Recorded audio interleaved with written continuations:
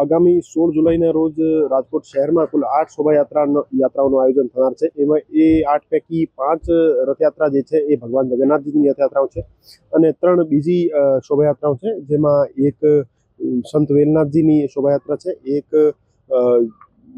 બીજી માતાજીની જન્મોત્સવની શોભાયાત્રા છે અને એક અન્ય રામાપીર દેવની શોભાયાત્રા છે.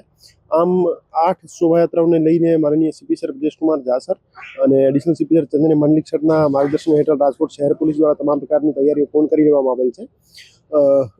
તમામ પોલીસ સ્ટેશન સ્તર ઉપર જે એરિયા ડોમિનેશનની કાર્યવાહી અને ફ્લેગ માર્ચની કાર્યવાહી કરવાની થાય છે એ પૂરી કરી લીધી છે. તમામ સમાજના આગેવાનો સાથે એકતા સમિતિની મીટિંગ પણ પૂરી થઈ ગઈ છે.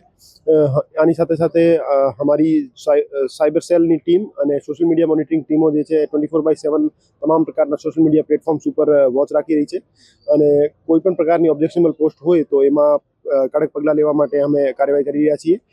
ક્રાઇમ બ્રાન્ચની અને એસઓજીની ટીમો પણ જે ટ્રબલ મેકર્સ છે એને આઈડેન્ટિફાઈ કરીને એના વિરુદ્ધ અટકાયતી પગલાંની પ્રિવેન્ટિવ એક્શન્સની કામગીરી કરી રહી છે.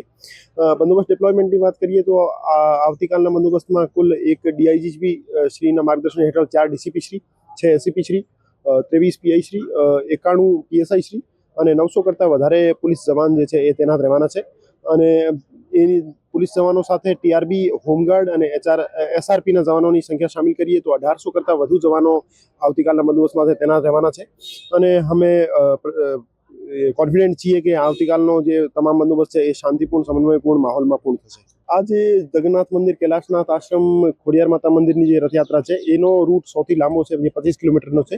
આજનો જે ફ્લેગ માર્ચ છે માનનીય સીપી સરના માર્ગદર્શન હેઠળ આ 25 કિલોમીટરના રૂટ કવર કરવામાં આવશે અને એના ઉપર તમામ પોલીસના પોઈન્ટ્સ અમે ગોઠવ્યા છે અને એની સાથે સાથે વાહનોનો ફ્લેગ માર્ચ અમે કરવાના છીએ.